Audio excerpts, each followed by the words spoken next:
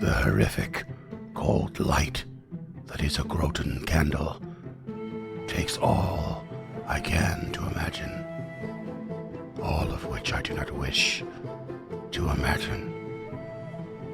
This evil being of torture and death tried to sap the life of a fallen physic, while screams of pain come from behind the painting.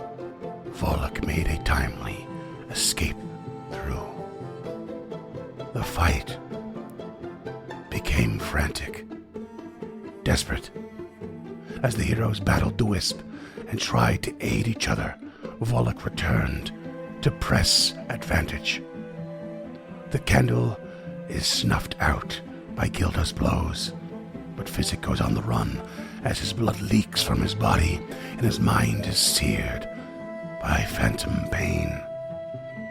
Tulok's Festrug joins the fray, and Gilda tries to block the way.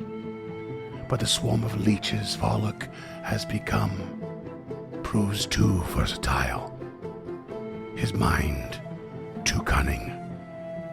Behind closed doors, he strikes with murderous intent. And Physic is dead. His anxieties and his self-doubt are no more. He is released to the boneyard.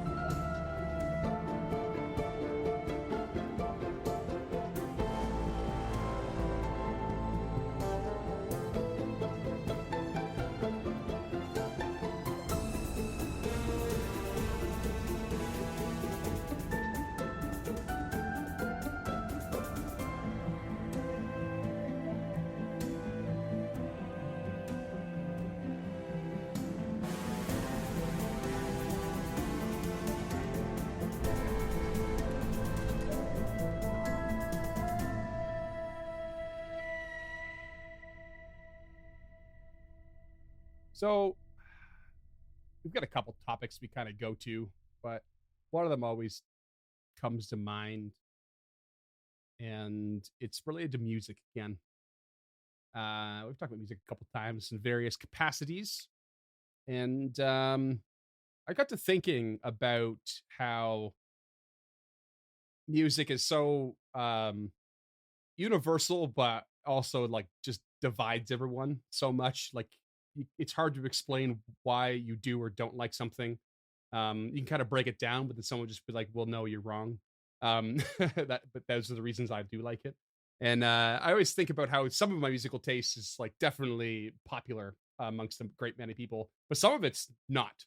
Some of it's, I mean, it is, but I don't know anyone personally that is really into it. Like, I really love like Irish folk music. And I know there's loads of people in the world that love that, but I don't really know anyone that actually like goes out of their way to put it on and be like, this is it. This is the best, you know? And I know I don't really like rap and hip hop like at all. It's very rare that a song of those genres pops to me and I enjoy it. So I was just thinking, like, is there anything that comes to mind with anybody that that they know they absolutely adore, but know that they feel a bit alone in it, as it were. No, you're the only one that ever feels that way. All right, moving on. You're special, Freeman. We get it. You're so unique. I mean, the fact that I play the accordion. I mean, I used to get when I played at the dinner theater I worked at, they used to make fun of me for playing the keyboard. They're like, "Oh yeah, everyone makes fun of the bass player until you introduce a keyboard player to the band." That's what they used to say. And then I picked up the tin whistle, and then I picked up the accordion. They were like, "Dude, are you trying to not get laid? Is that what you're trying to do?" But I was like, "I don't know. I like them. I'm having fun with them." Yeah, I had the same experience picking up a melodica after not being able to lug my keyboard around all over the Yeah. place. So, Yeah. Those And things are as a bass fun. player, I can confirm that that's true until you start playing a stand-up bass, and then you are the band. Yeah. And then even the band wants to sleep with you. Yeah. You're not wrong. Yeah. I don't know. It always pops me. I listen to music a lot less than I used to because I'm kind of just constantly on a podcast train now. So I listen to a lot more music when I'm like prepping or just like doing something mundane. And I don't listen to as much as I used to, but when I do listen, I get super nostalgic about it. So that's probably why this subject has popped into my head. I grew up listening to kind of like metal, gangster rap, generally things that had like a little bit of edge to it. Went through a good punk phase, all this stuff.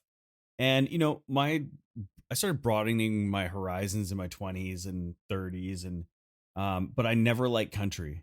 I Yeah. Johnny well, Cash, modern country, especially. yeah, Johnny Cash I fucking love, but like Yeah. I just always heard country that my friends liked and I fucking hated it. And then recently through YouTube, I got into this like kind of like a subgenre of country that's like new school, but more like it's new, but it's like more old school, but with a mix of folk music in it. And Mhm. yeah, like the Lost Dog Street Band or Benjamin Todd's solo stuff from that same group.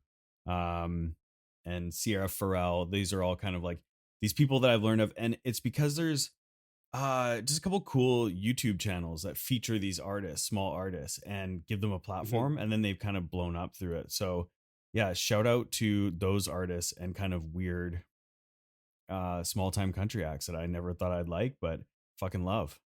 What's great is that the country is rooted in blues in its like structure and its musical structure, right? And blues is awesome.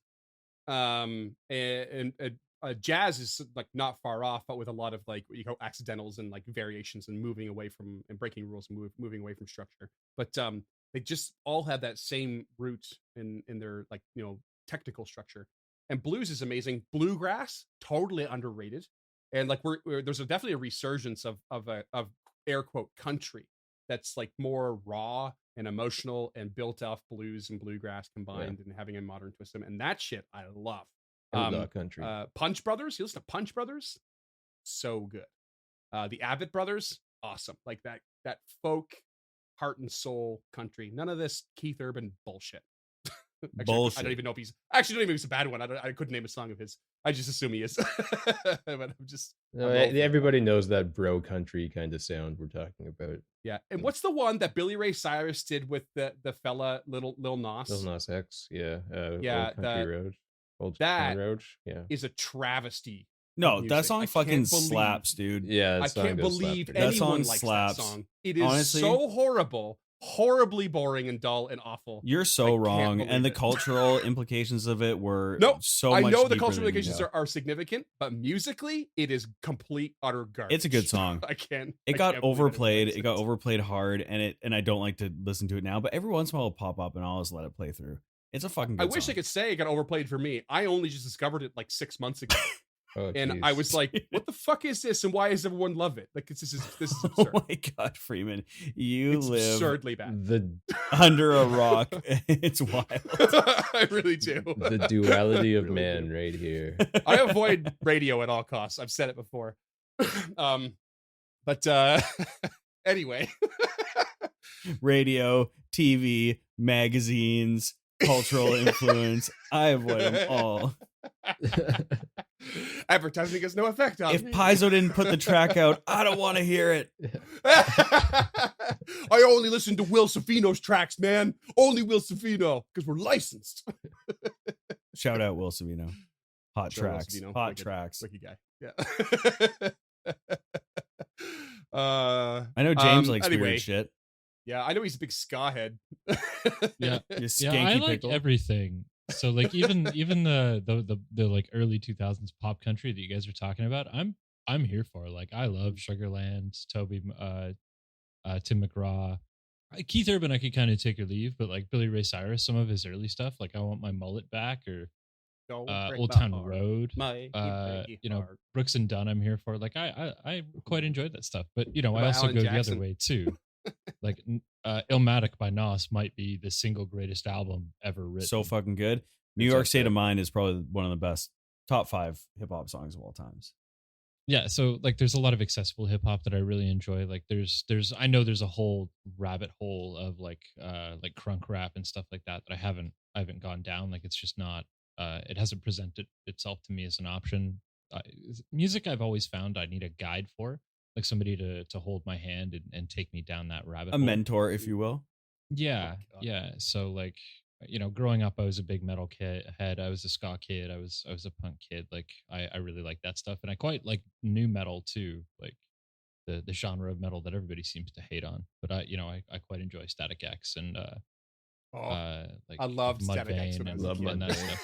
stuff. Yeah, and I've seen them both live, and they're both great live. Oh yeah. I listen to classical. Vivaldi's In Four Seasons is one of my favorite albums. I listen to whatever the mood really strikes. Like even '90s pop, like Backstreet Boys are one of my favorite bands of all time. They got some bangers.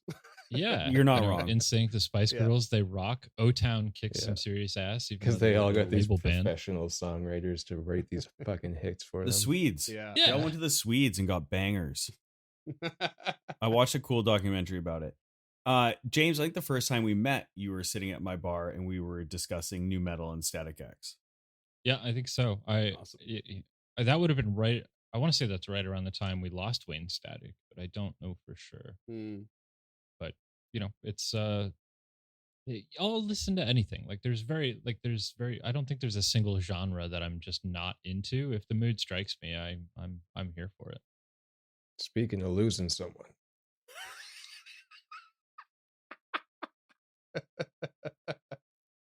Physic down the count. I've left initiative open. I don't know if you guys actually want to pursue down this hole, but I'm sure there's a moment here where reality is really setting in with the disappearance of the mass that is of leeches that is Volek, and maybe for a brief moment the adrenaline starts to drop. You tell me. I don't think her adrenaline's dropped so much as she can just like tunnel vision. She can hear her heart pounding in her head. And she's very conflicted. She knows she's not going to be any good in that hole, but that doesn't mean she doesn't want to go crawling in after it. Mm-hmm. She also knows that it's not the smart move, and a Rory would not care for that choice. Mm-hmm. Oh, but he's so close to dead. I mean, you think. I mean, I don't know, but Yeah, you don't. I you just don't quite think, know. yeah. you were getting some hits in by the end. That's for sure. Yeah, and she wasn't, so she definitely feels a little guilty about that. But it might just be time to go back. We got 2 corpses to bring back. Yeah, and she feels the weight of that. Like she didn't let herself stop and think with Shad because there was always another door to press through. But losing Physic, like she doesn't have a choice, but like she's forced to process that. And this is a very short amount of time. You just lost 2 friends too. Like Yeah, one longer than the other, but holy shit, it's quick succession in real game time. Mm-hmm. so I think she's sad, of course, and she feels the weight of it, and the tears have stopped coming for now, but they'll be back. And I think more than anything, she just wants to get back to Atari, lock herself in a quiet room and pray, because maybe she's not on the right path now that this path has cost 2 lives of her companions that she just couldn't save. What's going through Tulok's head? Tulok is kind of freaking out. I think he was, when he went rushing past Physic out of the room and into the dining room, he was out for blood. He just wanted Volek dead. Since he stepped in that room, he hasn't been like himself. The person that he was coming into the adventure is as far away as it possibly could have been with the person he was in that room, because all he was out for was revenge was destruction and was to kill Volok. He could put that face on the death of Samal, on the torture of Borbo, on the death of Shad. And that was kind of, I think, the first time that they had faced something that was part of the original atrocities that came from this building. So, you know, Is it fair to say that like he hasn't felt like that since, say, that scene we did a little while ago when he was a child? yeah, Like just pure revenge anger just consuming him, and he's avoided that ever since. yeah, because the thing is that he doesn't think he's not a bad guy, but his power doesn't reflect, it's not like he has like nature magic and he's a good natured person that uses that. It's like he's a good natured person, but his power is dark. And so he's kind of trying to figure that out at the same time. And when he really gives into it, the things that happen are pretty destructive. So Yeah. he is thinking about giving up at this point. But like I ended last episode, he's sending Festrog down that chute. Okay. To whatever is going to happen. Okay. Amazing. What's the range on that spell? That's where my brain goes right away. But before we get into that, actually, one, I need to give a hero point to Lady Gilda for a series of things that happened in the last little bit. Like her last turn by closing that door and doing all that shit, like that was the best thing she could have possibly done, and it was like in an incredible order. It didn't save the day, but holy shit, it was like the most efficient in the heat of the moment, self-sacrificing, defending thing that could have possibly happened. So like well-deserved hero point. It's insane. It was a protection, it was self-sacrifice, it was a strategy, it was everything built into one. Yeah, she's supposed to die, not Physic. Right. And two, as you're getting ready to send the Festrog in, Tulok, you hear that morbid scream coming from behind you. Yeah, I figured I still had to look through that door. But maybe that gives you pause on your decision, is all I'm saying. But God, I always hate getting back into game after losing a character, after losing a player character. It's just like, where do we even go from here? just imagine being in Duncan right now. He's just sitting there quietly by himself, not included. There's a single tear running down my cheek. Don't worry about it.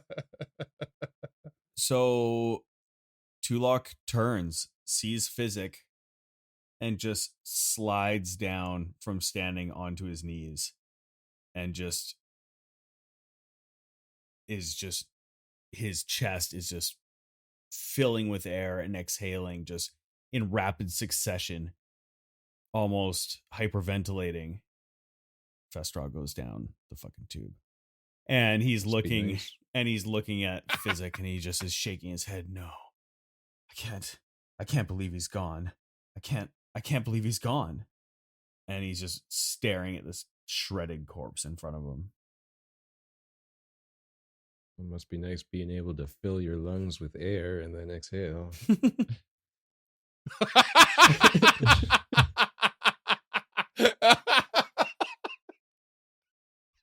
Oh my god. The darkness. You feel Gilda's hand to reach down and just gently squeeze your shoulder. Why did he choose Physic? Why did he single him out? I was the one who provoked him. I was the one who attacked him. Why not me? Truth is, Tulok, I don't know. But what I do know is that he's still out there. So you and I will find him and we'll ask him. And if all goes according to plan, those will be his last words. Tulok looks over his shoulder at you, and your eyes meet, and you just look down at the one blue pupil he has, and there's tears coming out of his eyes, but his look is hard, and you recognize him, but you don't necessarily recognize this expression on his face. And he just says, I won't hear another word from him, but I will kill him, and I will silence him forever. This will happen no more. And he looks back down at Physic. You have my support. You have my shield. First things first. We need to take care of him. I need to know what's in that next room. There's someone in there.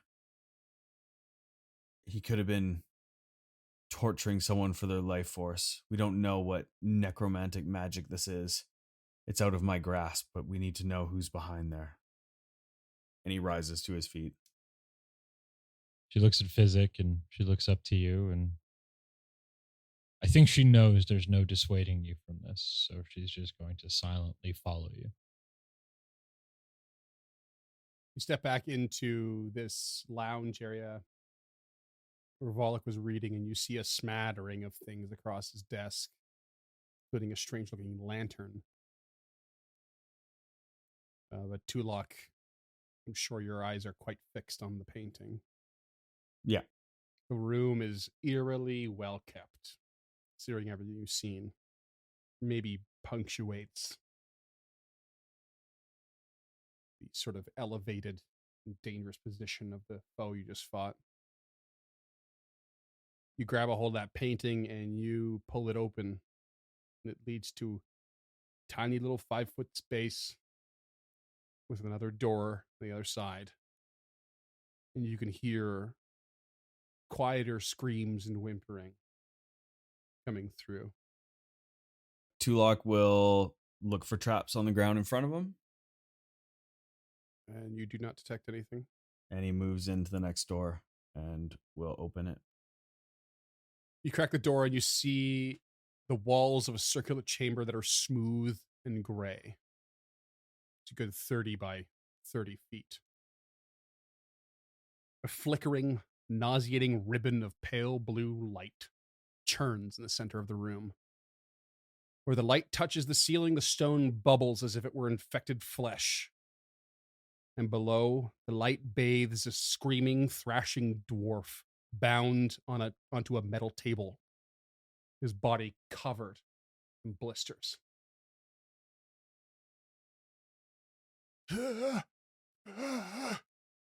Tulok sprints into the room and will attempt to free the dwarf from his bindings. He is manacled to this altar in the center of the room. Every limb, there are 4 of them.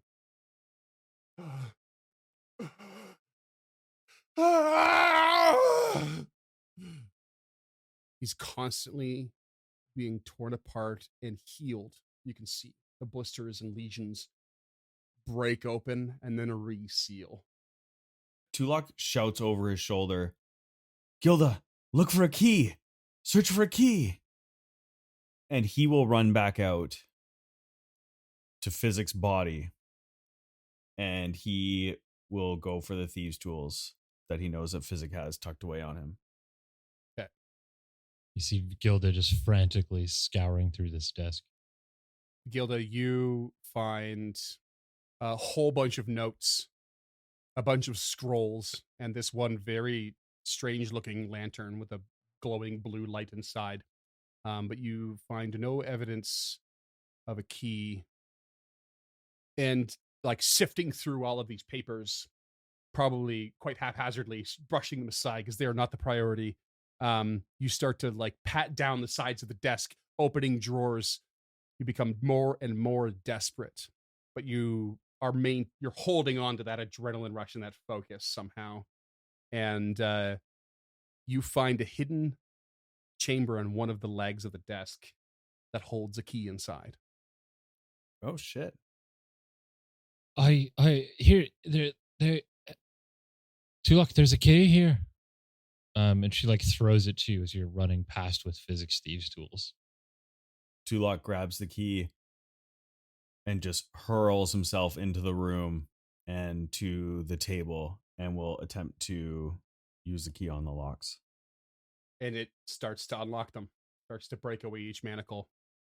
And Tulok is looking down in horror as he is moving around this altar essentially just trying to unlock the whole thing.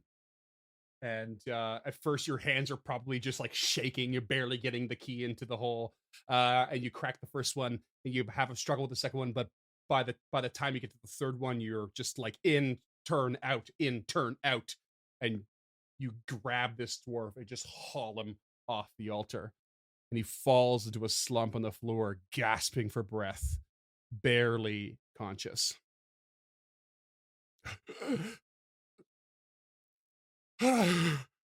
And some of his lesions and blisters heal up as he falls, but a lot of them stay behind. He's in extremely rough shape. Tulok shouts over his shoulder, Gilda, come in here. We need your help in your healing. Yeah, can she fit? Like, you said it was a painting, so I'm imagining it's like. No, the painting opens like a door. Oh, okay. Yeah, it just swung open like a door. Yeah. Okay, gotcha. All right. She will go in and I guess do a medicine check to treat wounds. Yeah, sure. She also goes to Physics Corps to get his healer. Healer's tools. Oh He's my also got God, some just- potions on him, alchemical Yeah, and he's- otherwise. Still got some elixirs of life Oh. left. But those won't last long either because they'll expire, right? Yeah, by the start of tomorrow, they're going to be gone. So, and that's 3d6 plus 2, I think. I don't know if we could administer them, but Yeah, you can. You can't. I believe the rules are you can't use his infused reagents of it in any way. okay. Can you put that stuff into my character sheet, please? Yeah. How many you got there, Physic? I believe it was 3. Let me double check. I imagine the one in his hand broke as he got swarmed, but I guess if there's one in my hand, we can say 2 left. No, that's fine. We'll move 3 because they're gonna expire soon anyway. Also, you had some other ones that weren't your creations. I think there's still I mean, I guess we get to that after. But if you can, in the meantime, Duncan, try and figure out which ones you created and which ones you had found in Yep. your consumables list. That would be great. yeah, I'll take the healer's tools as well, please. And after having looted Physics Corpse, she will make her way in and offer this dwarf an elixir of life. Here, drink up. This will help with the pain a little. And he's like barely able to swallow it, like spilling a good portion out of his mouth as you try and pour it down his throat. But he does his best to cooperate, given how dehydrated, thirsty it looks alone, let alone, physically nearly destroyed. So he only gets 1d6 back. I mean, we're not we're not gonna actually really go for a hit points heals there because he's gonna be basically useless no matter what you do. He needs a lot of time to fully recover. But you start to sort of, I guess, almost bring him around and stabilize him a little bit. Very haggard looking, long bearded, redheaded dwarf. Who are you? How did you get here? How long have you been here? Tulok, roll me a society check. 25. He turns meekly and weakly to like look you in the eye, and he almost has a look of recognition. Oh. And then it dawns on you. This is Lazda Venkervale, the missing son of Brelda from the Rowdy Rockfish. He disappeared a year ago. Whoa. Okay. Tulok, was that you?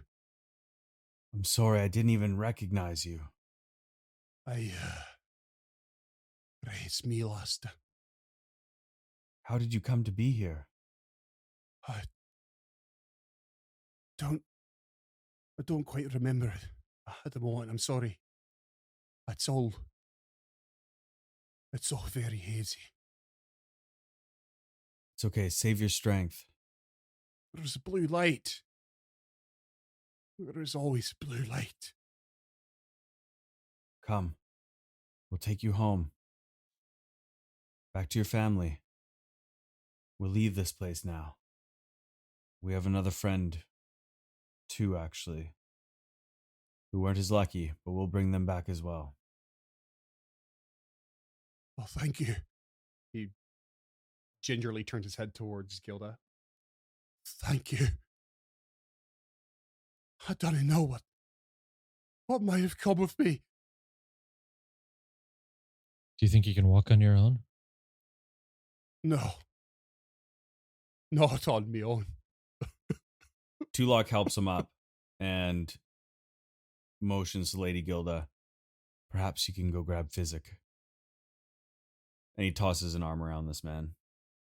On her way through the door again, she would like to just scoop all of the papers off the desk into her backpack. Okay. There's no way what this guy was working on is should be left for him to finish, Certainly. No. as well as the lantern, please. As well as the lantern. Okay. Put them all in your backpack. In terms of the stuff that's in physics inventory, you can see on Foundry the little eye that's next to the elixirs. Oh, yeah. Those are the ones you created. Yeah. Nice. Okay.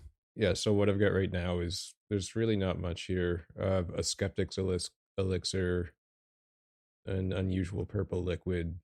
I think that's it. Oh, and a ghost ink. Okay. Yeah. And you have a Bravos brew as well. And I see one. Oh, no. No, it's 0. Never Yeah, mind. you got to check the quantity on them because Yeah. it'll stay there after I use them all. Right. Yeah.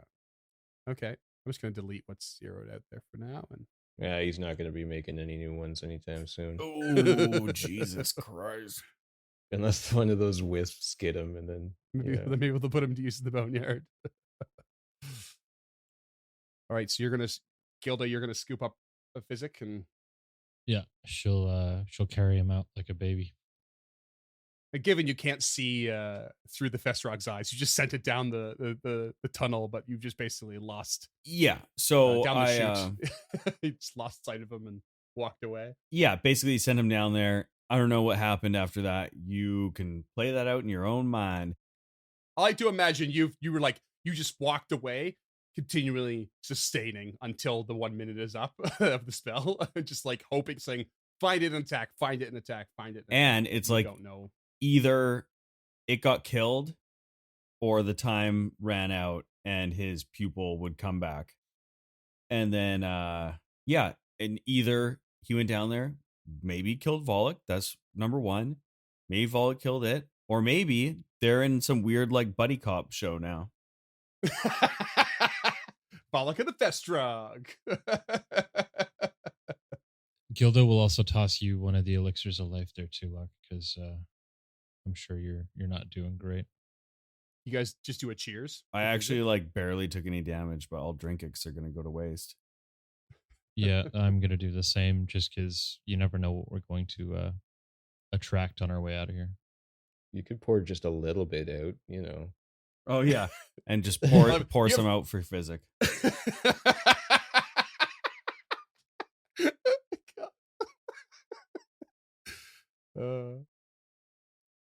I guess they just head through the dining room and back up the stairs. Yeah, we make our way back to Otari, and I guess we could take the elevator, or doesn't really matter. I mean, unless you tell us it matters, Freeman. No, I mean, yeah, you make your way back up the stairs. You can sort of loop around to the elevator that you found on level 3, and on her way past, she's going to make sure that I can't remember its name now. Augrail? Augrail sees the corpse of Physic, and she will just whisper Volok as and Ray to him and gesture towards the books. Like Augrail's like immersed in a book when you walk in the room. Here's your steps, but doesn't raise the head at all. But like when you stop stepping, he kind of realizes you can probably look at him, raises his head, and kind of gives a look of confusion and curiosity, as opposed to shock or sadness. And you just make this gesture, and he just nods his head. The worm that walks whatever you can find. I'm on it, boss. And then she just keeps marching past. And Tulok follows them with the dwarf on his arm, head down, and just doesn't even look up. And Augrel, cocks an eyebrow at this newfound person, but very gently closes the book and sets it aside and sets about scouring the library. No more than a little upset he doesn't get goblin for dinner. No, because he likes the undead flesh as opposed to a normal Oh, that's ghoul right. who likes That's right. freshly dead flesh. Yeah, he's a unique creature. Does it say that on his stat block? Yeah, actually, it's part of the adventure. That's part of his shtick. I did think about having him lick his lips, but I realized that's not legit. Right. I hope your backup character is Augrel Duncan. All right, you make your way around into the elevator, going back up to level 2, and you have a fairly roundabout way to actually get a fairly straight shot to get up through Belcor's old office if you want, through the safe area, the meeting room, to the first level, and you make your way to Otari. Got a lot of bad news, but also a little good news, Got a lot to decompress and get out of the way on this trip back home. By the time you arrive, it's been a long night. Assuming I've been doing my time lately appropriately, it's been a real disjointed, I feel like, but it's somewhere shortly after 9 a.m. So it's early morning. It's been a long trek. When did we go in last? I don't remember what time you went in, but I think it was late. But like 1 day ago, But 2 days ago. Was it just one night? Shad died yesterday, although it's early morning, so not long ago. And the day before is when Lady Gilda got her letter. So it's not been long. Just over 24 hours. Sheesh. That's the one thing just as a side note, I don't know if I've said this before, but I've never done just a straight dungeon dive like this. I've definitely done some dungeon dives in just homebrew campaigns. And I know that we kind of have forced ourselves to put like a push on this because we don't know when the next wave is going to be. But like, it's probably the most intense that I've ever played, in that we're just cramming so much into every single day, just pushing and pushing and pushing and pushing, unrelenting, really. And it's kind of crazy because, you get a couple combats in there and you do that a couple times a day in game. And then, for the listeners, that's months of listening. But in game, it's like the afternoon. According to our calendar, it has been less than 2 weeks. Only a death a week. Look at us go. Yeah. Yeah. You started on the 19th of this month, and it is now the 29th. It's been 10 days. Not even. You're right. And the when you guys first started, you were doing a back and forth a lot because you were in a lot of danger, and it was like, you were go in, come back, spend the night, go in, come back, spend the night. And now our episodes you're packing more into a single day. So we're going longer before we go onto the next day of the calendar, because you were spending more time down there. You're more powerful. You're more capable of handling things for longer. You're resting in there as well. Yeah, time is quite skewed. Imagine just being actually underground. It would be really tough to track what time it is without any, clocks or what have you. At least they go out into the fog fen before the Otari, so their eyes get some time to adjust back to the light. For sure, yeah. Especially the natural light, as it were. Yeah. As you exit the forest and into that fresh air, you make your way along the road around the western Otari cliffs known as Pharasma's Walk. It's the road you took down following Gerald to the graveyard. But you don't veer towards the graveyard. Of course, you veer away into the small bridge that enters the small town that Tulok you call home.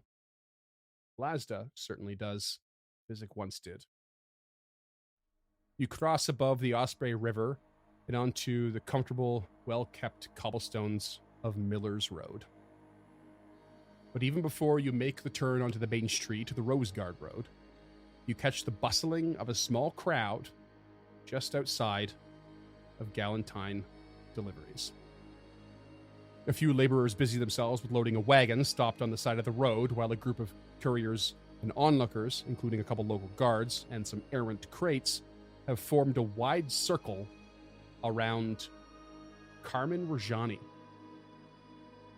Just ahead of you, and ever so slightly blocking the road, is Captain Lardis Longsaddle and Gerald, now proudly bearing the stripes of lieutenant, both keeping steady watch on the immobile parade. Both briefly look over their shoulders as you approach, Longsaddle with a grimace, and Gerald with a worried smile and a courteous nod to both of you. They return their eyes to their watch, however. And Carmen appears to be playing to the entire circle around him, moving about and making contact with everyone he can as he speaks with obvious vigor. And that's why we're on the edge of collapse.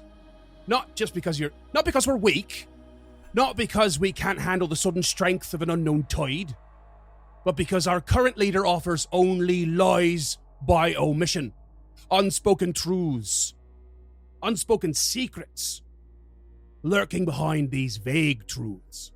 A couple nods can be seen from various edges of the crowd, but most react with a lukewarm enthusiasm at best. But Carmen does not slow. An unknown force is behind these dark tides. We've all suffered from its unholy push upon us. And what do we get in way of support? Platitudes like work harder or leave it in the hands of the so-called town guard. This sort of leadership is not doing us any favors. Longsaddle very obviously bristles. I've had enough of this Rajani's nonsense, and he moves a step forward. But Gerald grabs him by the arm. And Longsaddle turns with a look of complete shock. He's well within his rights, sir. I don't like it either, but the crowd doesn't seem to be impressed by his insults anyhow. Just look. And Longsaddle slowly turns his head and pries his glare from Gerald, places it back onto the crowd. Indeed, some of them are now scoffing at Carmen for his derisive tone. And a voice calls out from the crowd. You're out of line, Rajani. How could the guard possibly have known that there was going to be an invasion of the undead? We're in a quiet town. They did their best, they did. Of course, you're right, my friend. He's now clearly backpedaling, but seemingly refusing to allow any of his bravado to be extinguished. I don't mean to diminish the role and actions of our brave defenders. But what is Menhemus actually doing? Is he sending our best and brightest into the depths of the haunted lighthouse? Does he command the garrison to set up shop on the outskirts of the fog fen, readying for another attack?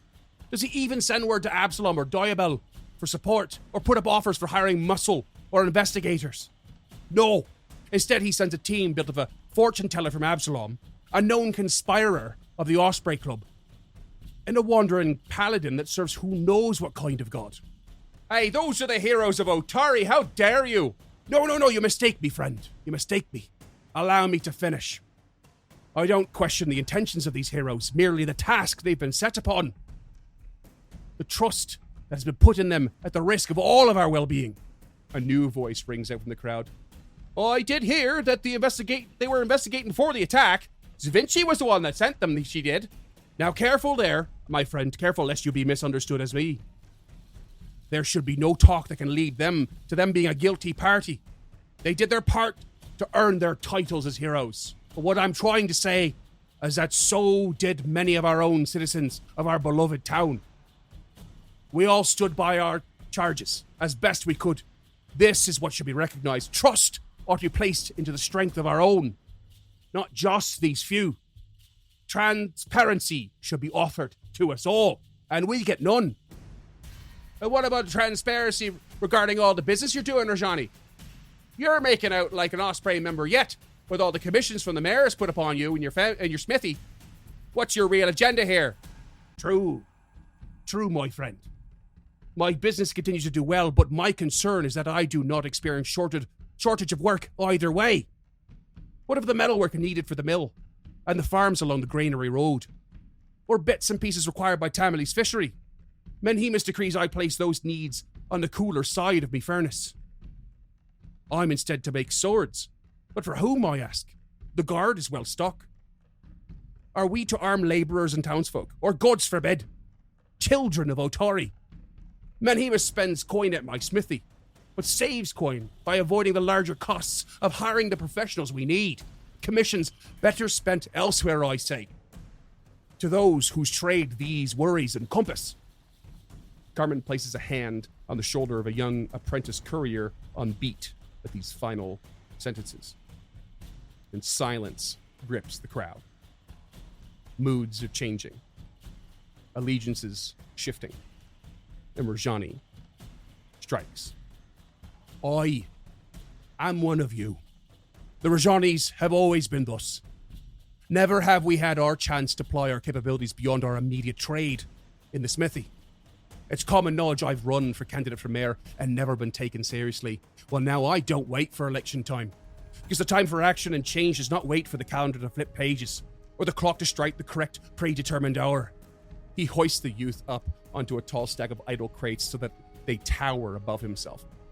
He gestures to the youth while addressing the crowd. Anyone can be put above another in the right circumstance. But no matter their intention, it does not mean they are deserving of their station. He turns away from the youth and looks up into the horizon, above and beyond the roof of Galantine deliveries. He points toward a large manor upon the hugging cliffs that surround the town. What does Menhemes prioritize upon the overlooking hill? The town, its people, or his business, and his family's so-called innovations in things like the Giant's Wheel, which some say continues to remove vital jobs from the workforce. Stunned silence continues to permeate the crowd. It's time leadership was taken by the layperson, by someone who understands what's at stake. The livelihood of the individual, not the livelihood of the man in the manor on the hill. He turns to the youth in the crates, who wears a look of confusion regarding their role in Rajani's analogy. Carmen steels himself, probably wondering if all his words were chosen wisely. And the crowd begins to stir with nods and whispers that just might support his claims. But just before it can rise to occasion, Valoria Galantine marches out from the porch of her place of business. Well said, Carmen, but enough is enough. We've deadlines to meet yesterday, and this little gathering has shorted me enough time. Captain, if you will. Longsaddle eagerly steps forward, his guard already starting to disperse the crowd. And with no outlet for the growing energy among them, a chorus of murmurs and questions erupt from every pocket of the dividing mob. Rajani meets the eye of Longsaddle, and then Gerald, and then Gilda, and then Tulok. And begins to depart with a look of victory in his eyes.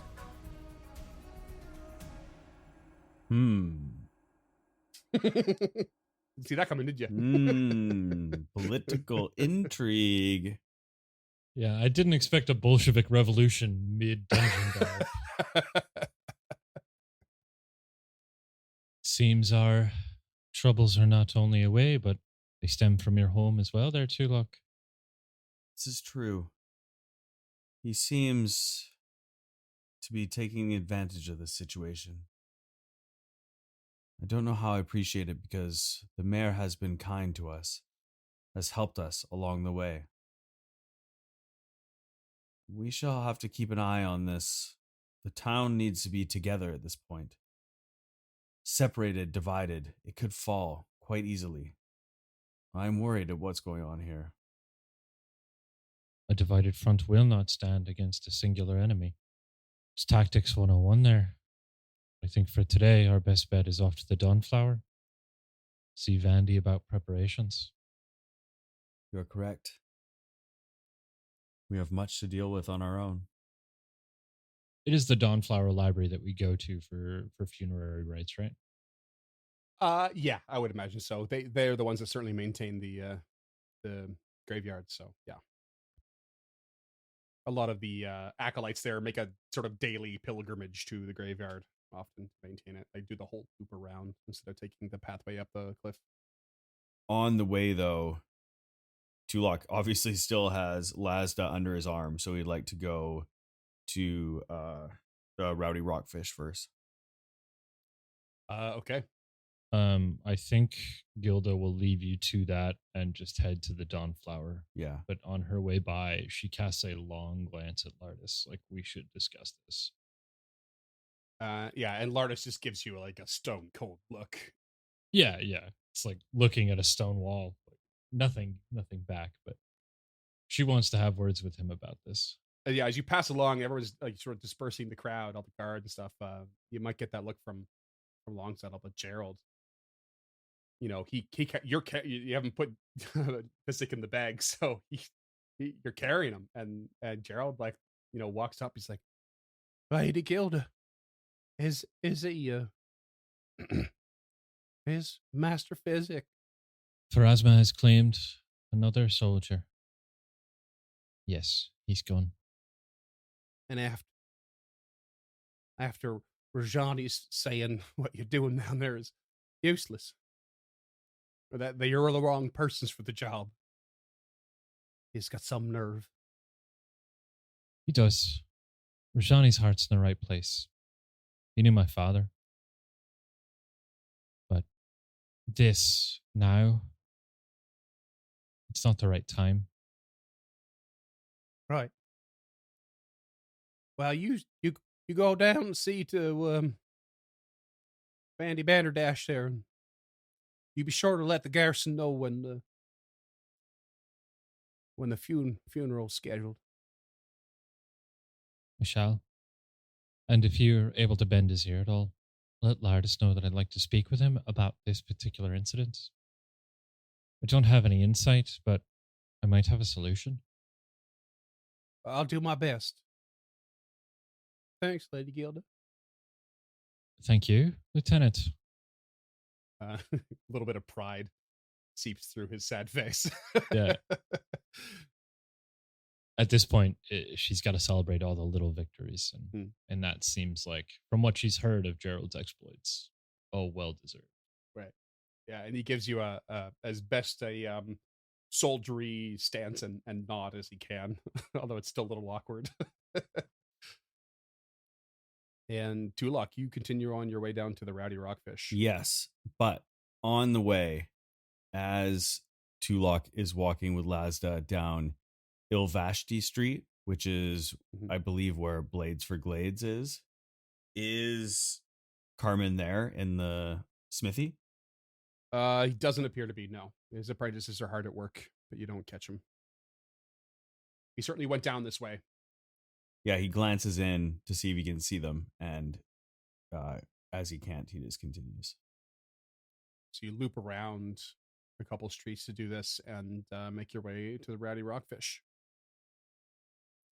Again, the quietest and quaintest tavern in all of Otari, despite its name. You just go straight in the front. Yeah, opens the door and says, "Brelda, is Brelda here?" And looks around to whoever is in the room. There's like one or two patrons kicking around, but it's early mornings. They're just having some like porridge or something for breakfast. And Brelda's head just pops up from behind the bar. She was down on near the floor doing something. Who's that calling me? Is that you, Master Tulok? Brelda, come here. No. Lasta? He's alive. Lasta? Yeah, and she just bolts out from behind the bar, like doesn't even quite make it to him, just crumples to the floor weeping. Like falls over and just starts like reaching with one hand, trying to get a hold of something that is him, and is just overcome with joy and grief and every emotion imaginable. It just pulls him in, probably too roughly, for this really, really intense embrace. And Tulok kind of lets him down into a chair And as they're having this kind of reunion, he puts up his hood and just excuses himself silently. The other patrons like gather around as well. There's just a couple of them, like I said, and they basically grab water, and they know him. They're one of some of the only regulars in this place, and they just are flabbergasted that he's here and back. You know, he was presumed dead for a long time, and just they set about helping Brelda to, you know, deal with the situation and get him into bed. Lady Gilda, you head down to the Dawnflower Library. Entering the majesty of this temple to Sarenrae. You silence and a couple mouths and turn a few heads as you walk in with the limp remains of Physic the Slouch.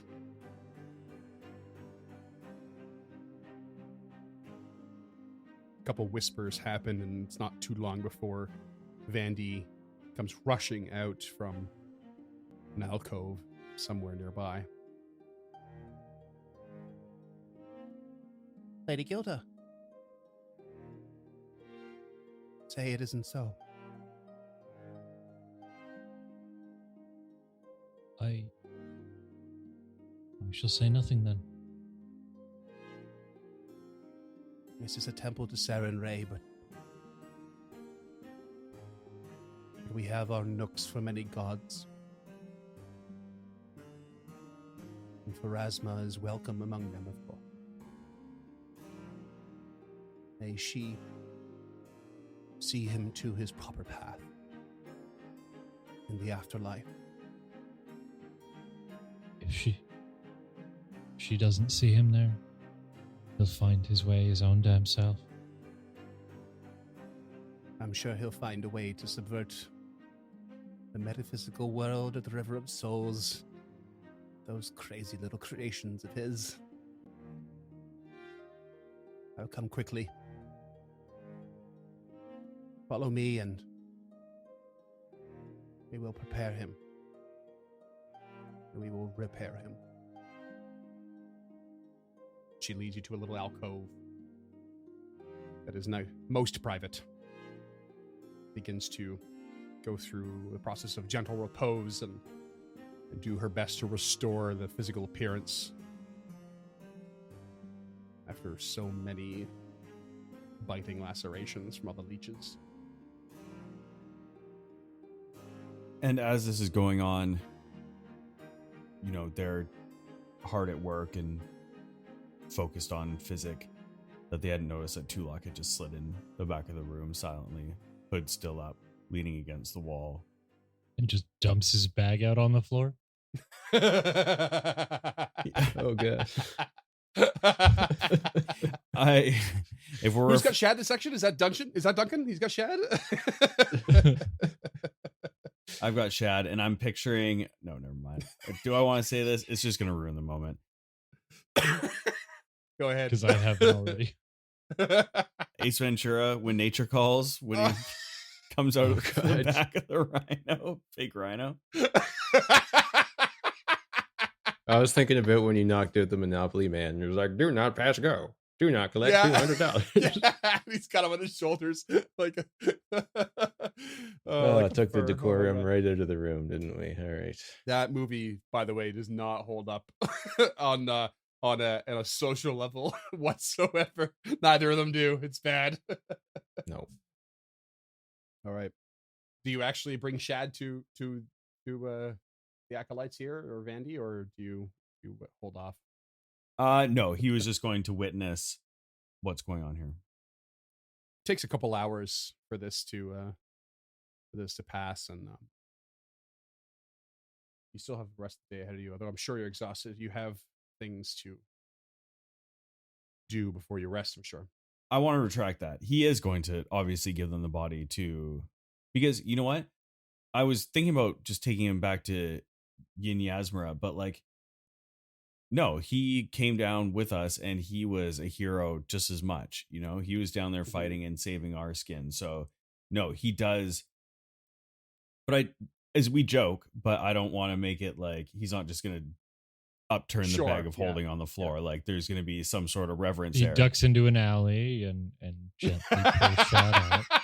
Yeah. And then fireman carries him into the dawnflower, and everybody is concerned that little Tulok is carrying the human-sized man, and Gilda walks in with the little tiny goblin.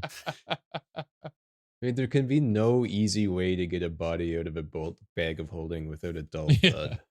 Yeah. I'll say, like, no matter how hard you try, it's going to be a bit awkward if you pull him out on the floor at the library. But however you want to approach it, so you could do it like James said, or someone gives you a hand, and everyone does their best not to find any humor. It's off camera, so we don't even have to worry It's off about camera. There you go.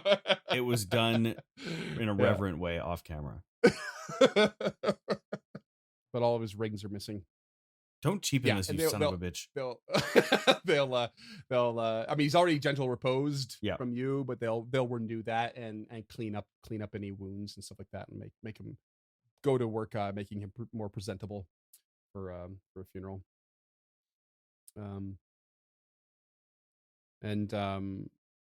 You still have most of the day. Vandy will tell you that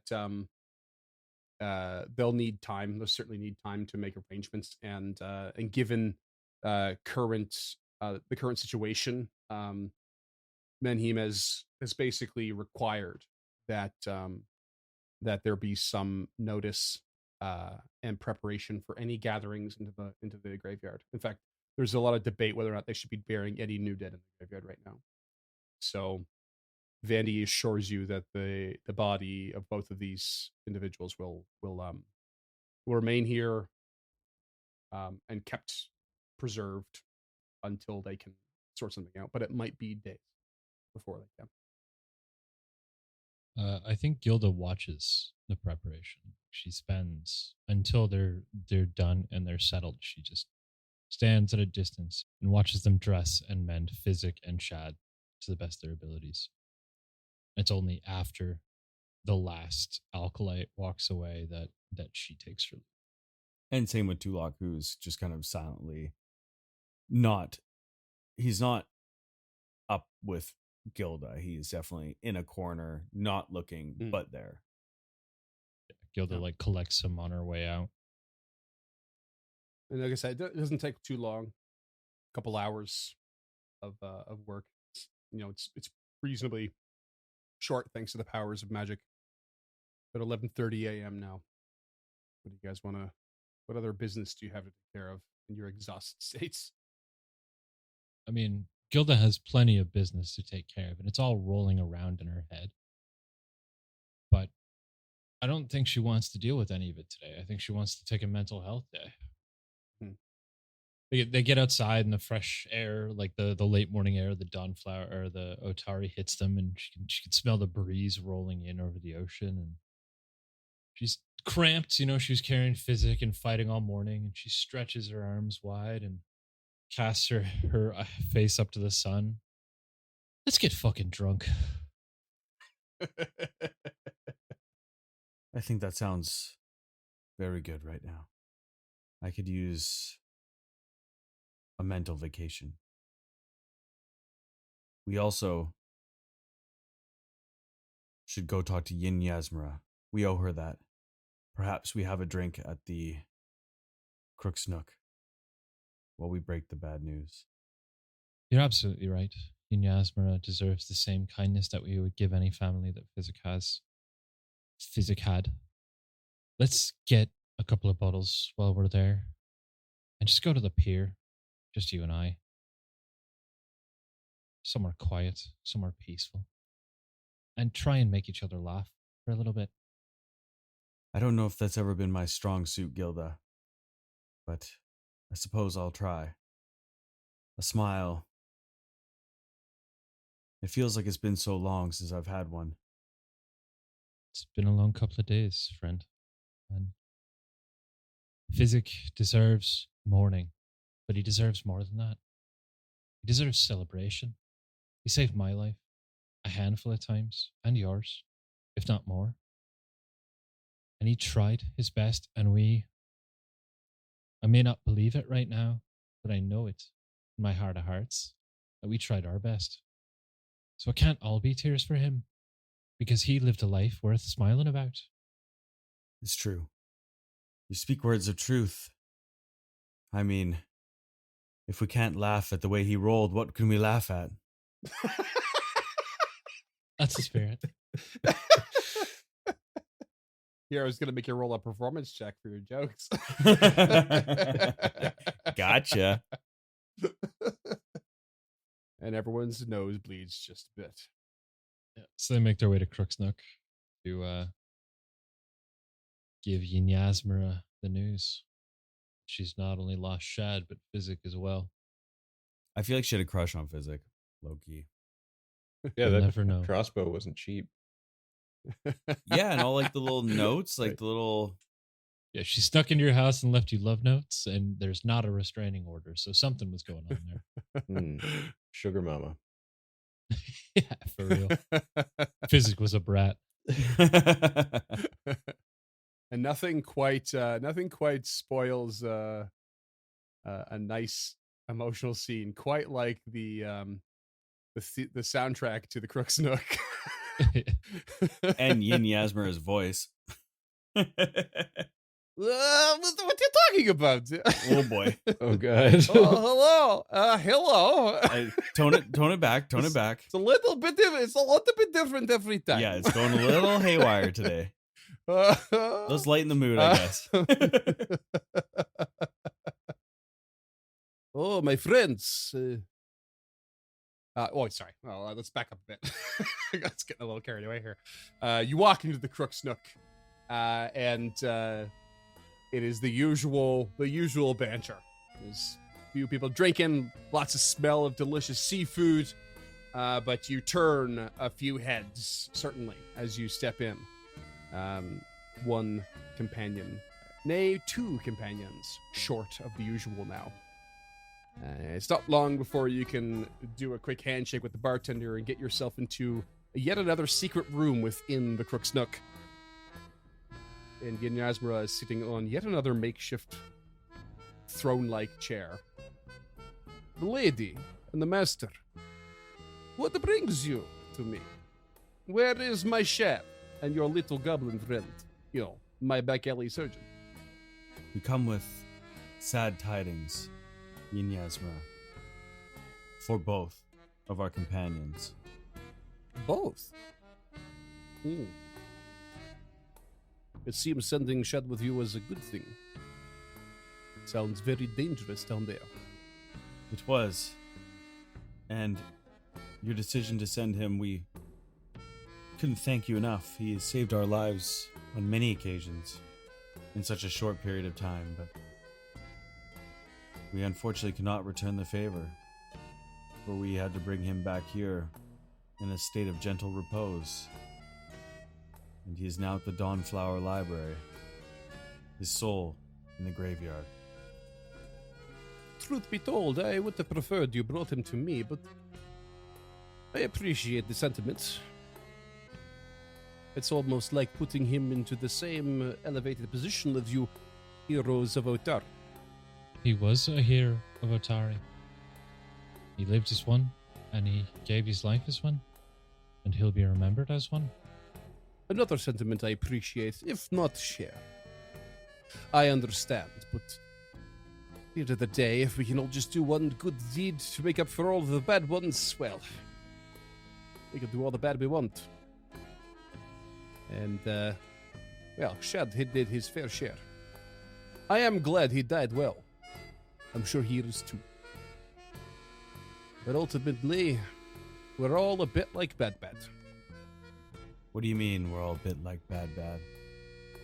Well, you'll know, Bad is been in town. We're all a bit like him. He's a bit of an extreme example, but mostly we don't do all the good things in the world, even though we think we're doing them. So I'm talking about the realist perspective here on the situation. Shad might have been brave, or perhaps stupid, but he was certainly skilled, and he died, well, that is all. I don't see heroes. You certainly don't see any in this room, including the two of us. But one day we hope to be. Hoping to be hero is a grand thing, yes. You're only a hero in death. When you leave, you're just a person. It's the legacy you leave behind. That's what makes you a hero. Tell that to people like Clortengus. Good man. Loss of fame. But now what does he do? He manages a lumber mill. A bit of a fool's errand at the end of the day, you ask me. Now, don't get me wrong, I know what you're looking at. You're thinking, oh, I steal for a living. What do I have to say about it? But, that's the cycle of it all. It's why I steal for a living. I just don't buy it. Now, don't get me wrong, I am still invested in this cause of yours, because, well, my livelihood's at stake. But I do have to lay it out now that I cannot spare any more men for you at the time. You know, just in case you're about to ask. Gilda, like, Tulok looks over and he can see Gilda just clenching her fist. Tulok's not very happy either right now, to be completely honest. He's real cavalier about this. Yeah. We won't ask you for any more, Yin Yasmura. You have given us quite a bit by giving us Shad. You may not see the sentiment in what he's done, but we were happy to have him behind us, at our backs, when we fought for our lives. I'm much more happy to have had him than to have you with the way that you look at life and death. You might have made a quick escape when he stood until he could stand no more. Anyways, you'll find him at the Dawnflower, and unless there's anything else, we're going to mourn Physic, another hero in our eyes. And he turns to leave. She catches your thinly veiled insult and nods to one of the Osprey Club members, who quickly grabs you by the sleeve, not the arm, but the sleeve, to stop you just gently.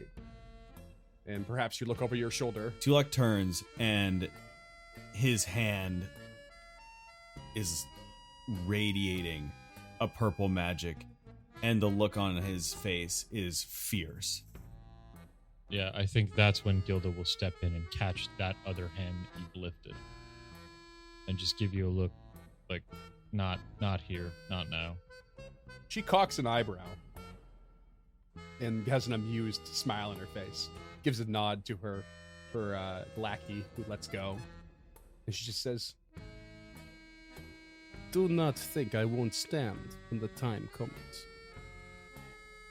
You will see me there, and you will know what it is I am made of. Help yourself to any bottles at the bar. Shad has earned it for you."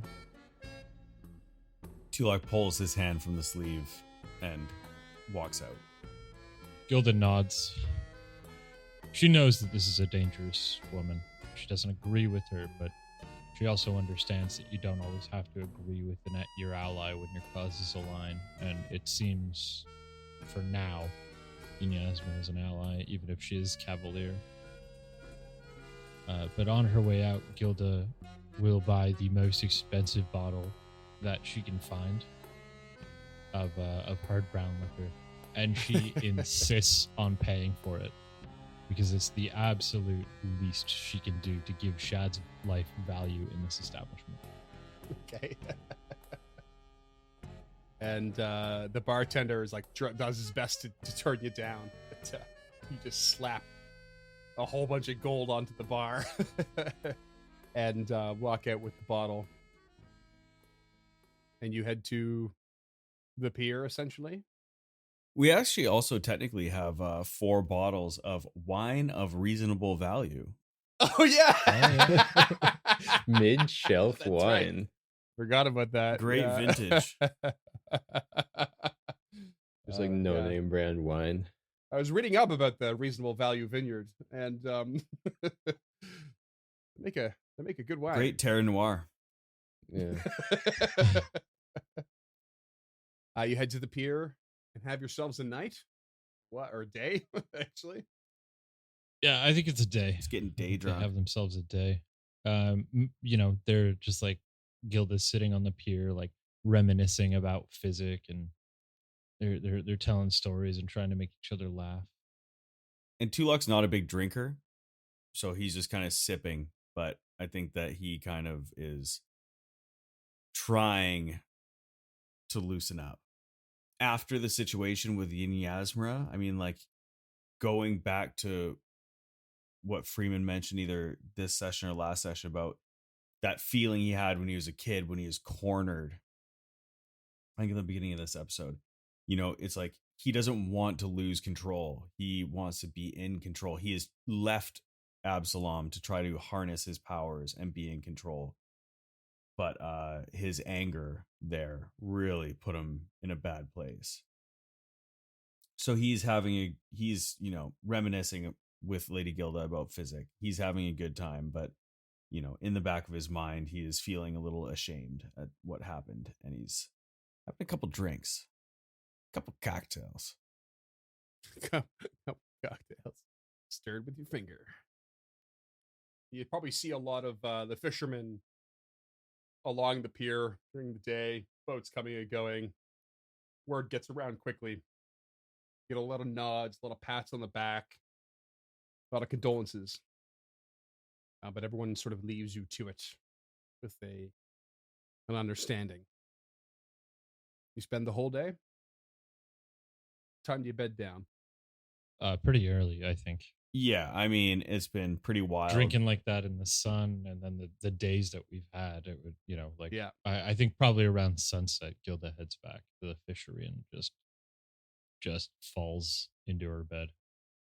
And Tulok back to the caravan. Yeah.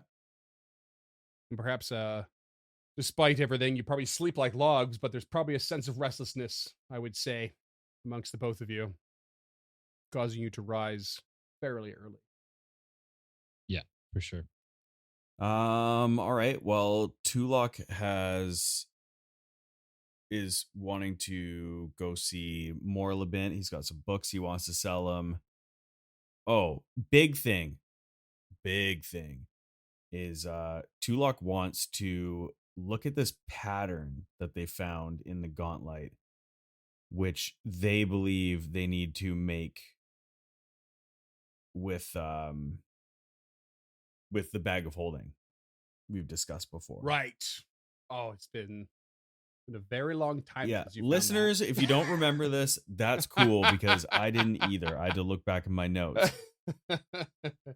You guys foolishly forgot about this possible wonderful prize. You even came back to town at one point and left again, if I remember correctly. Yep. You have this extremely mysterious thing. And I mean, I don't think you have the crafting skill to accomplish it, Tulok, but Oh shit, Physic. Physic would have been your man for that. Son of a bitch. But you can certainly take it to someone in town. In fact, perhaps you go to Morlabint's. Perhaps we level up and then I can do it. No, you don't. No. Okay. As you drop off the books, it dawns on you that you have this, stowed away, and you pull it out. Morlabint is excitedly putting your books aside, the books you brought him aside, and handing them off to his husband. What was it, Kevin? What did we decide? I never remember. Kevin. Okay, it's not Carl. Not Carl. It's Kevin. But Kevin. No. And More exotic that way. And as he's doing this, you put out the pattern or the pattern in the cloth. Oh, Master Tulok, what is it you have there? What a curious thing. Sounds like the sort of thing that Physic, God's rest his soul, would have joyfully pieced together. Yes, more Complicated puzzle. Thank you so much for reminding me. It had crossed my mind, but we were too late. Life as Physic once said, comes at you fast. And sometimes so does death.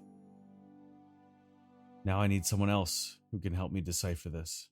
It's beyond my means. Do you know someone who could help me? He takes a look at the pattern and the note that you've written, that's written on it, and it kind of pores over it, reads it curiously. Truth be told, Master Tulak, this is reasonably straightforward. The magic here is built into the fabric, but it requires the thread of your bag there for activation. The thread of holding magic. If you would give me your permission, I could easily repair this, but I would have to unravel that useful magic bag of yours in the process. Yes, but perhaps you could allow me to use the corner to stow a couple things in the meantime. And he takes out a couple books, striking pick +1, and a set of chainmail. Oh, and that's noisy. 4 bottles of wine of reasonable value. Those look tasty and of reasonable value. All wine of reasonable value is wine, but not all wine No. is of reasonable value.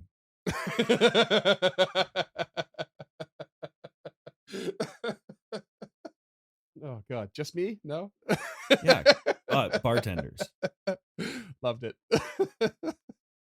And Morliment will set to work on this and unravel the bag. And it'll take a little time. What's Lady Gilda doing in the process, or in the meantime? I think she's probably going to Vandy's to just like check in on how the preparations are going and whether or not they know if they're going to be burying them in the cemetery at all. Mhm. And if not, then how long they think they have, because she knows that she's got work to do. It's been just over a week since the event at the graveyard. So you can imagine that the debate surrounding what to do with it and the recently dead is still quite in its at its peak.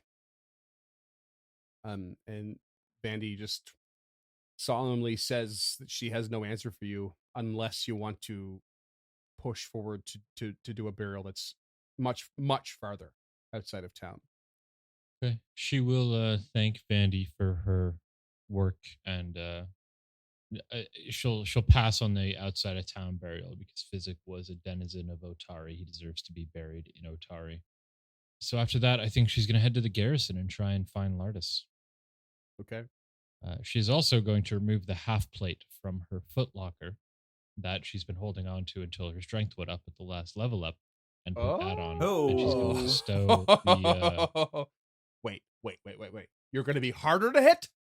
Yeah, she's going to stow the +1 chainmail. So that changes her AC from a 21 to a 23 regular. But I take a -10 speed penalty. So, which actually works. Not if you meet the strength requirement. My speed went down on my character sheet. So. Oh. All right. But it only went down 5 feet. You head to the garrison, and you step in. There's a bit of busyness happening amongst the sort of clerks, but you quickly get through the bureaucracy and are led to Lardis Longsaddle's office, who is in the midst of reading some reports, of knuckling and pulling on one of his mustaches. He peeks an eye up over the said reports. Lady Gilda, what can I do for you? I just wanted to perhaps make a suggestion, something I don't know if you would have thought of. This town, I'm not going to pretend to know much about it, but I know that there's a feud between Rajani and Menhimez, and it seems to go back quite a way from the words that I've heard being tossed around. Rajani wants someone of the people to represent them in the upper government as opposed to somebody outside of the people. And I know you're not from here either, which means you don't have a whole lot of ties that run that deep. There's not a lot of anger, not a lot of fear. You're a calm and reasonable man. I think you should be running for office. Mayor Longsaddle has a nicer ring to it. Certainly an eyebrow cock, an amused smile on his face. You're right, Lady Gilda. You don't know much about this town. You're not wrong. I am not from here. But where I do come from, my ties have been severed. So to say that I have no connection here, well, that's a pretty grand assumption. To say that I'm calm and collected, well, that's just a straight right-out lie. But I appreciate your placing me on a pedestal. But it just ain't the role for me, and it certainly ain't my place.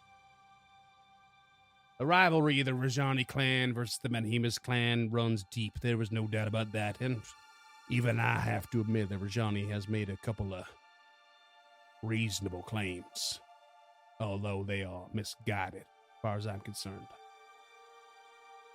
Manhemus is, well, this timing of everything, never really convenient, but corrosive, it's even less so. I'm not at liberty to divulge any more than that, but believe you me, he's got the best of intentions in mind for this town. Not just because of his business and his wealth. He employs the vast majority of this town, and he makes sure that the other lumber companies do not take advantage of the employees and populace of this town. And he has prevented many an attempt from the Cortos Consortium from having a monopoly over the operations here. He may not be a general or a leader, but he knows what's right. And I am his arm and his sword in this matter. We work together, and Rajani cannot replicate what we do. I stand corrected. I just thought if the people want somebody of the people to run, doesn't seem like there's a better man for the job than you. Leading people does not require you to be of the people. A little bit of perspective is needed, yeah. So I understand the sentiment of, well, of the man in the manor on the hill. But ultimately, he and his own have earned it. And that man comes down that hill every day and walks among the people that he is responsible for. He does not shy away from it. And I don't know if you're aware, but his home is open to any and all of the public. He's got a whole museum in there dedicated to the founding of Otari. He does not hide. He's a good man. I didn't mean to suggest that he was. And from here on out, I promise I'll stay out of the local politics. It's not the Antern way. But it seems like he won't be running the show for long. And based on the way Rajani was working up that crowd the other day, he shouldn't be the one to take it either. So why shouldn't it be someone they trust? Just think about it. You know, I'm not saying run. I'm not saying be an opportunist. I'm saying you might have to rise to the challenge, and it might be what's best for Otari. I can appreciate what's best for Otari. Thank you, lady. Good day, Captain. I hope today finds you better than yesterday. And are you? Especially so. And she gives him the Andoran salute and heads out in her gleaming new half-plate. Back at Odd Stories, Morlabint is just finishing the last stitches of this strange little burlap doll, and completing it, sits it down onto one of the tables and just sort of stares at it. I was sure that that would be it. Master Tulok is the final thread stitched and cut. There should be something here, but it seems mundane as it ever was. I'm not so sure what. No, was that a Master Tulok? Look, and this strange-looking burlap doll plops up onto its feet with two awkward-looking button eyes that almost seem to be trying to blink, despite no eyelids. And it just sort of looks around, taking in the whole space, takes a look at Morlipint, looks at you, Tulok, and just goes, "Oh, hello. My name's Duffy Bindleford. What's your name?" Tulok looks quizzically at this thing and bends a knee to get kind of directly at eye level. "Hello, Duffy. My name is Sage Tulok. It's a pleasure to meet you. Do you have memories? Where have you come from?"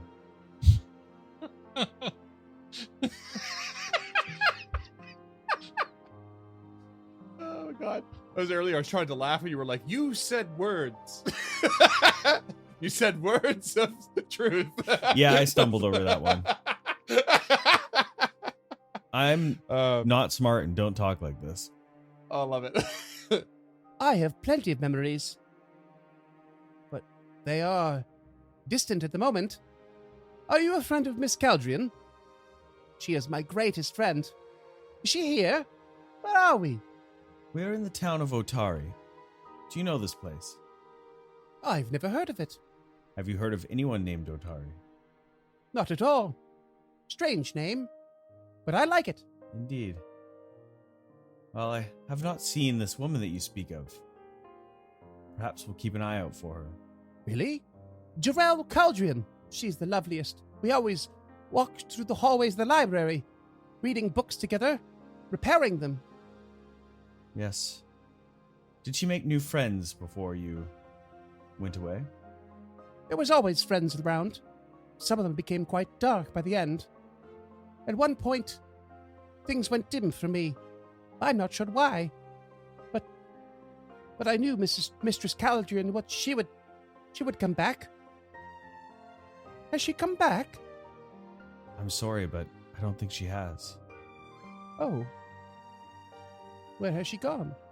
Duffy, I don't mean to be the bearer of bad news for you, but many hundreds of years have passed since she's been seen, and you as well. Hundreds of years? Well, that's highly unlikely. How could it be hundreds of years? That would mean that she is... Well, I guess she could be dead. I think so. Many people have died where we took you from, including some friends of my own. I'm sorry to give you such bad news upon waking you up. Do not worry. Where we were was quite dark for quite some time, and it was only growing darker. We were there for our research, and, well, Miss Caldrian, she was strict, but she was loving and warm, and I know she would have found a way, or a resourceful woman. She would have found a way to live on. I bet she's at the Foray Logos in Absalom. We've always dreamt of going there, walking through the halls, reading books. Forever. I'll go to her. Soon. But in the meantime, do you need help? Because I am here to aid. However I can. Yes. It's funny you should ask. We've lost our two companions down in that dark place you speak of. We're always looking for help. I don't know in what way you could aid us, but I'm sure by looking at you, I can tell that you have something for us. Perhaps you should meet my other friend, Gilda, Lady Gilda. She's a strong warrior, and I think you'll like her too. Ooh, a lady. I do love a lady. Elevated positions and all that. Very polite. She's not like any lady you've ever met. She speaks with her hands, and she speaks loudly. Even more intriguing. So Duffy then goes into a little spiel about what he can do to help you. Duffy acts as a bag of holding, Oh, but also aids in your research. son of a bitch. If Duffy is able to swallow a book and given a topic while helping with the research, he can peruse the text quickly and thoroughly. He does not necessarily absorb or understand the information, but instead gains insight to help avoiding distracting tangents or falsehoods in the text. So he's a cassette player. He's a Teddy He- Ruxpin.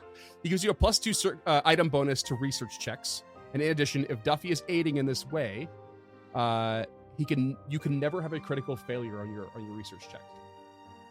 But it needs to be books specifically. He can also identify magic. Duffy's long history as a study aid has granted him a general insight into magical traditions. When swallowing a magical item, Duffy can determine if there are any leanings towards one tradition over another. In other words, he can tell you if one of the 4 magical traditions has a lower DC than the others before you try to identify it.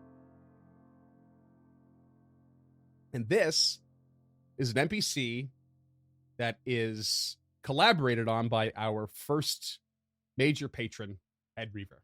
Hey. I'm waiting for that. Shout out, Head Reaver. It's a Head long time Reaver, coming. yeah. Big shout out. That's fantastic. Oh my god, I feel so bad now. Took you over 10 episodes to put this thing together. Son of a I gave him the bitch. heads up. He's like, it's fine. Yeah, we first Oh got my this God, that's in so funny. episode 29, listeners. 29. Oh, jeez. And Yikes. Oh boy. despite it being a non-combatant NPC, Head Reaver's initial idea was to create a puppet. So James wins his bet Yeah. that this is a puppet and he gets a hero point. Hey. And Tulok gets an animal companion. But yeah, He's he can cute. essentially just strap onto your back.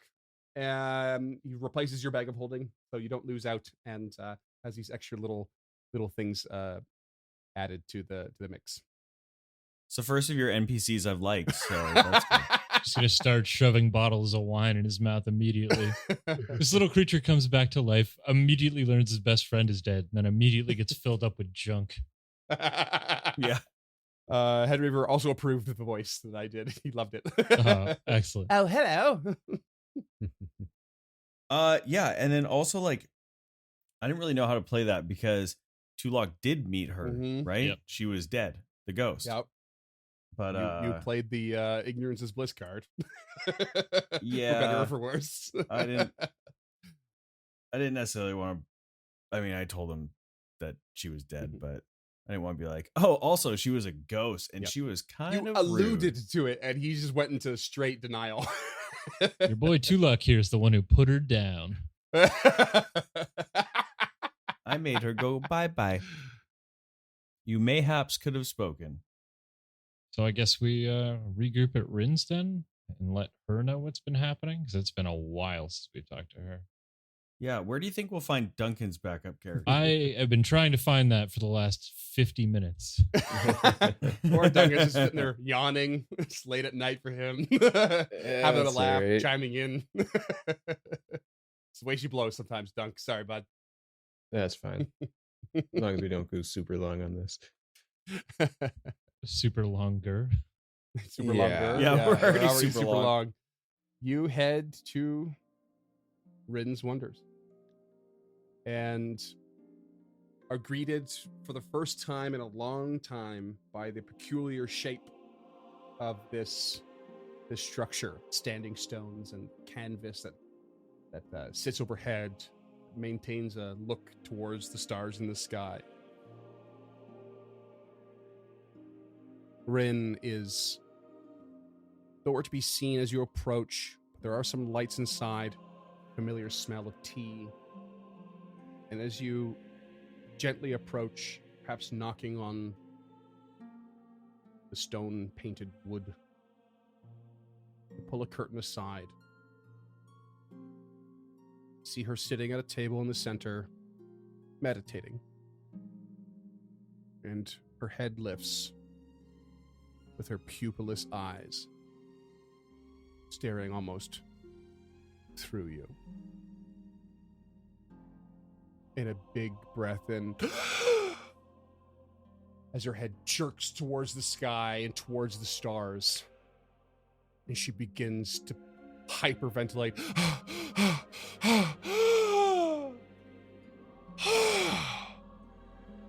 Brings her head back down, snapping to reality. Staring at the two of you, a worried look on her face. Her eyes, her brow comes down. My friends, you bring bad news. And I have just received more. And that's what we're going to call it. Oh, Cliffy.